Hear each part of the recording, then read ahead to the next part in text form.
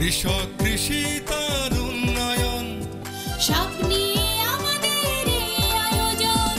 বাংলার কৃষি, বাংলার কৃষি, বাংলার কৃষি। ফলবে ফসল ভরবে গোলা আরো বেশি বেশি।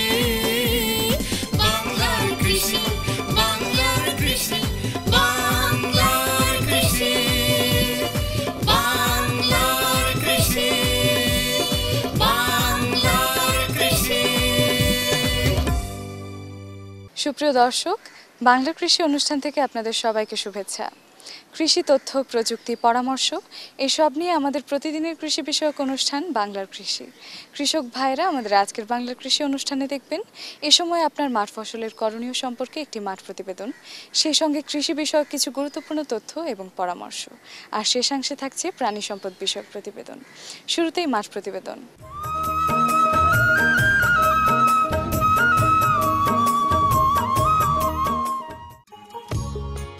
হাইড্রোপনিক একটি অত্যাধুনিক ফসল উৎপাদন পদ্ধতি। অতি লাভজনক ফসলের ক্ষেত্রে এই হাইড্রোপনিক পদ্ধতিতে নিয়ন্ত্রিত পরিবেশে মাটির পরিবর্তে পানিতে গাছের প্রয়োজনীয় খাবার সরবরাহ করে ফসল উৎপাদন করা হয়। জনবহুল দেশে যেখানে স্বাভাবিক চাষের জমি কম কিংবা নাই, সেখানে ঘরের ছাদে বা আঙিনায় পলিটানেল নেট হাউসে হাইড্রোপনিক পদ্ধতিতে সবজি ও ফল উৎপাদন করা সম্ভব।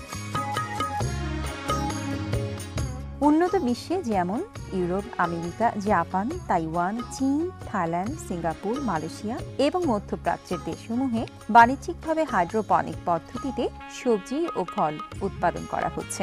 এ পদ্ধতিতে সারা বছরই সবজি ও ফল উৎপাদন করা সম্ভব এবং উৎপাদিত সবজি ও ফলে কোনো বালাইনাশক ব্যবহার করা হয় না। এই সবজি ও ফল নিরাপদ, যার বাজার মূল্য অধিক। বাংলাদেশ কৃষি গবেষণা ইনস্টিটিউটের উদ্যান তত্ত্ব গবেষণা কেন্দ্র হাইড্রোপনিক পদ্ধতিতে মাটিবিহীন বড় স্টিলের বা প্লাস্টিকের ট্রেতে পানির মধ্যে গাছের অত্যাবশ্যকীয় খাদ্য উপাদানসমূহ সরবরাহ করে সাফল্যজনকভাবে ক্যাপসিকাম, লেটুস, টমেটো, শসা, ক্ষীরা এবং স্ট্রবেরি উৎপাদন করতে সক্ষম হয়েছে। হাইড্রোপনিক পদ্ধতিতে চারা উৎপাদনের জন্য স্পঞ্জ ব্লক ব্যবহার করা হয়। সাধারণত স্পঞ্জকে 30 সেন্টিমিটার বাই 30 সেন্টিমিটার সাইজে কেটে নিতে হয়। এই স্পঞ্জকে 2.5 সেন্টিমিটার দৈর্ঘ্য এবং 2.5 সেন্টিমিটার প্রস্থ বর্গাকারে কেটে নিতে হয় এবং এর মাঝে 1 সেন্টিমিটার করে কেটে প্রতিটি বর্গাকারে স্পঞ্জের মধ্যে একটি করে বীজ বপন করতে হয়। বীজ বপনের পূর্বে বীজকে 10% ক্যালসিয়াম অথবা সোডিয়াম হাইপোক্লোরাইড দিয়ে বীজ শোধন করে নিতে হবে। বীজ বপনের পর স্পঞ্জকে একটি ছোট ট্রেতে রাখতে হবে। এই ট্রের মধ্যে 5 থেকে 8 সেন্টিমিটার পানি রাখতে হবে, যাতে স্পঞ্জটি পানিতে সহজে ভাসতে পারে। চারা গজানোর 2 থেকে 3 দিন পর প্রাথমিক অবস্থায় 5 থেকে 10 মিলিলিটার খাদ্যোপাদান সম্বলিত দ্রবণ একবার এবং চারা গজানোর 10 থেকে 12 দিন পর থেকে চারা রোপণের পূর্ব পর্যন্ত প্রতিদিন 10 থেকে 20 মিলিলিটার দ্রবণ দিতে হবে। হাইড্রোপনিক চাষ পদ্ধতি এক্ষেত্রে সঠিকভাবে আরোগ্যযোগ্য একটি কৌশল। এই পদ্ধতি বাড়ির ছাদে, আঙিনায়, বারান্দায় কিংবা চাষের অযোগ্য পতিত জমিতে সহজেই বাস্তবায়ন করা সম্ভব।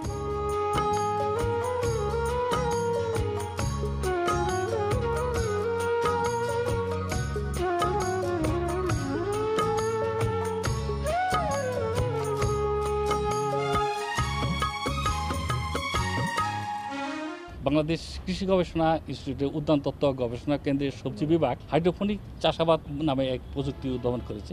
এই পদ্ধতিতে আমরা মাটির পরিবর্তে পানিতে গাছের প্রয়োজনীয় অত্যাবশ্যকীয় খাদ্য উপাদান যোগ করে ফসল উৎপাদন করতে পারে। আমাদের দেশে জমির পরিমাণ দিনে দিনে কমে যাচ্ছে, পাশাপাশি রাস্তাঘাট প্লাস দালান কোঠাতে অনেক জমি নষ্ট হয়।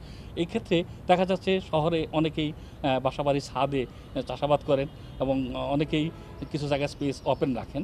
কাজে এই পদ্ধতিতে যেহেতু চাষাবাদে কোনো মাটির প্রয়োজন পড়ে না, কাজে অনায়াসে আমরা বাসাবাড়ির ছাদ, ওপেন স্পেস, বারান্দা এবং এইসব জায়গায় আমরা অনায়াসে চাষাবাদ করতে পারি। এই পদ্ধতি সুবিধা হলো এই পদ্ধতি কোনো রোগ পোকামাকড় আক্রমণ কম হয়, চাষাবাদের জন্য কোনো মাটির প্রয়োজন পড়ে না, এবং আমরা অনায়াসে কীটনাশকমুক্ত সবজি উৎপাদন করতে পারি। তো এতে অল্প জায়গায়, যেমন আমরা একটা কম জায়গায় যে মাটির চেয়ে প্রায় কয়েক গুণ বেশি আমরা করতে পারি।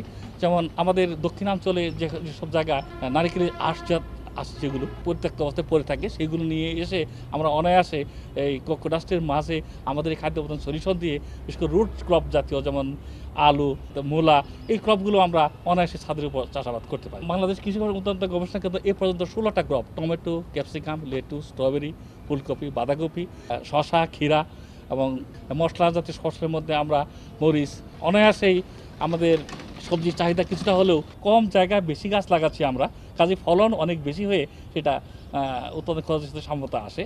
এবং সেকেন্ড ইয়ার থেকে আমাদের শুধুমাত্র ওই নিউট্রিয়েন্ট সলিউশন কস্ট যায়, সেক্ষেত্রে লাভের পরিমাণ আরও একটু বেশি হবে।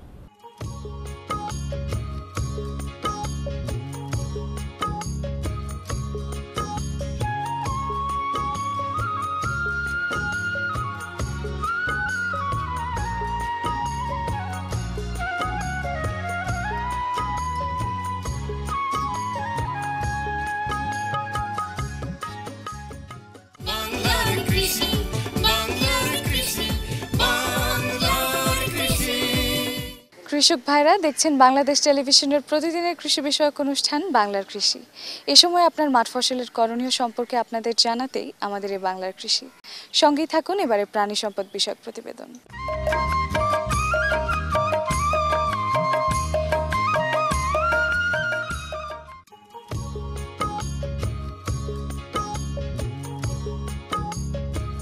বাংলাদেশের অর্থনীতিতে মুরগির গুরুত্ব অপরিসীম। জাতীয় আয় এবং দেশের দরিদ্র ও প্রান্তিক কৃষকের জীবন জীবিকা মুরগি পালনের সাথে নিবিড়ভাবে সম্পৃক্ত। বর্তমানে মুরগি পালন বসতবাড়ির আঙিনা ছাড়িয়ে খামারে রূপ নিয়েছে। অনেকে মুরগির খামার করে স্বাবলম্বী হচ্ছেন।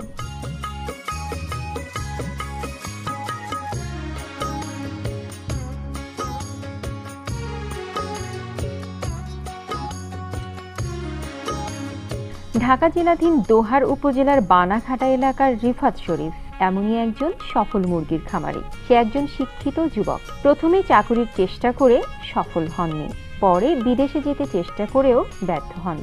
উপায়ন্তর না দেখে সে মুরগি পালনের উপর প্রশিক্ষণ গ্রহণ করেন এবং স্বল্প পরিসরে ইসা ব্রাউন জাতের মুরগি পালন শুরু করেন। তার খামারে এখন ডিম উৎপাদিত হচ্ছে। গত 3 বছর ধরে সে নিজে এই খামার পরিচালনা করে আসছেন। তার খামারে বর্তমানে মুরগির সংখ্যা প্রায় 3000টি। আমি যখন পড়ালেখা শেষ করি তখন অনেকদিন যাবত ট্রাই করতেছিলাম যে বাইরে যাওয়ার জন্য। মূলত প্রত্যেকটা মানুষের কিন্তু কিছু প্ল্যান থাকে যে ভালো কিছু করবে, বিশেষ করে অর্থনৈতিকভাবে স্বাবলম্বী হবে। আমি যদি অন্য কারো কর্মসংস্থানের ব্যবস্থা করতে পারি সেক্ষেত্রে আমার নিজের জন্য ভালো বা সমাজের জন্য একটু হলেও মঙ্গল। এক পর্যায়ে আমি উপজেলা প্রাণী সম্পদ অধিদপ্তর বা এই সংশ্লিষ্ট যারা আছে এদের সাথে পরামর্শ করি, বিভিন্ন উৎসাহমূলক কথাবার্তা বললে আপনার খামারের পর্যায়ে মুরগির খামার বা মাছ চাষ সম্পর্কে। তো এগুলি শোনার পরে মুরগির ব্যাপারটা মোটামুটি আমার ভালো লাগলো। তো এটা ভালো লাগার পরে আসলে আমি এটা চাষ করার জন্য উৎসাহিত হই। তো তখন থেকে আসলে মুরগির সাথে আমি ইনভলভ হই।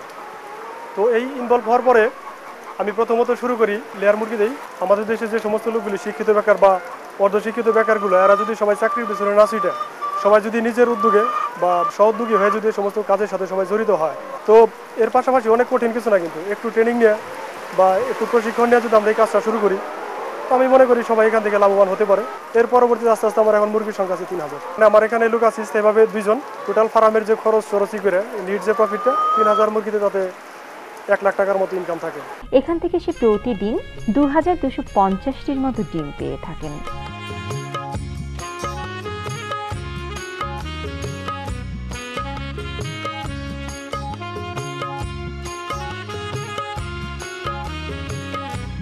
তার খামারে মুরগির বয়স 120 দিন হলে ডিম দেওয়া শুরু হয়। সেছাড়াও আরও কয়েকজন লোক তার খামারে কাজ করছেন। তারা সবসময় খাবার পরিবেশন, ডিম সংগ্রহ ও অন্যান্য পরিচর্যার কাজে সহায়তা করে থাকে। খামার পরিচালনায় সে উপজেলা প্রাণী সম্পদ কর্মকর্তাদের সহযোগিতা গ্রহণ করে থাকেন।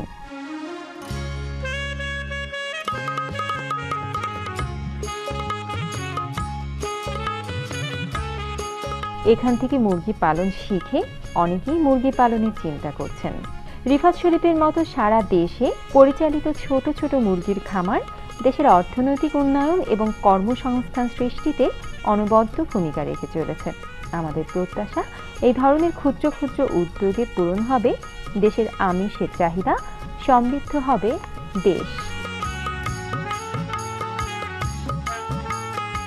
বেকার যুবকদের নিয়ে গড়ে ওঠা বিভিন্ন ধরনের ডেইরি খামার, পোলট্রি খামার, এইগুলির ব্যাপারে আমার কর্মকাণ্ড চালাতে হয়। প্রাণী সম্পদ দপ্তরের পক্ষ থেকে আমরা বিভিন্ন রকমভাবে, বিশেষ করে পোলট্রি ফার্ম কীভাবে করতে পারে, ব্রয়লার খামার কীভাবে করতে পারে, কবুতরের খামার কীভাবে করতে পারে, গরুর খামার কীভাবে করতে পারে, এগুলোর ব্যাপারে আমরা ব্যাপক প্রশিক্ষণ দিয়ে থাকি।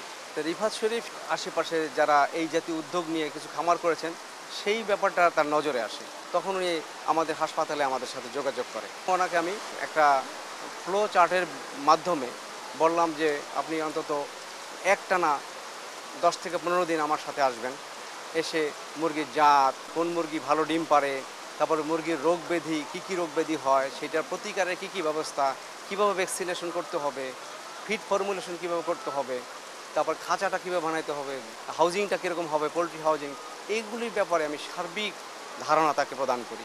এবং সেই সার্বিক ধারণা প্রদান করার পরে উনি আমাদের প্রত্যক্ষ সহযোগিতায় এই খামারের কাজে হাত দেন এবং ধীরে ধীরে প্রথমে উনি 1000 মুরগি লেয়ার বাচ্চা ইসা ব্রাউন জাতের নিয়ে শুরু করেন। এরপরে সেখান থেকে এখন আজকে উনি 3000 লেয়ার মুরগিতে ওনার খামারটা উপনীত হয়েছে।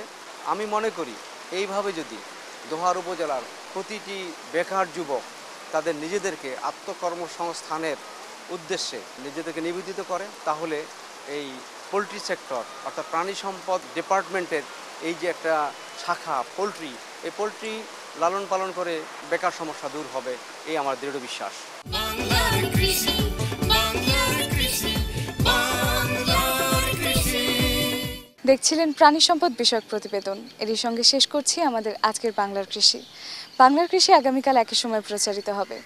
এছাড়াও আমাদের অনুষ্ঠান সম্পর্কে আপনার যে কোনো মতামত আমাদের লিখে পাঠাতে পারেন। আমাদের লিখবার ঠিকানা প্রযোজক বাংলার কৃষি, কক্ষ নং 222, বাংলাদেশ টেলিভিশন, টেলিভিশন ভবন, রামপুরা, ঢাকা। আমাদের ইমেইল নাম্বার banglarkrishi@ais.gov.bt। আমাদের ফেসবুক আইডি বাংলার কৃষি। আপনারা ইচ্ছা করলে আমাদের অনুষ্ঠানটি ইউটিউবেও দেখতে পারেন। কৃষক ভাইরা আপনারা ভালো থাকবেন, সুস্থ থাকবেন, এই কামনায় শেষ করছি আমাদের আজকের বাংলার কৃষি। আল্লাহ হাফিজ। কৃষক কৃষি তার উন্নয়ন, স্বপ্ন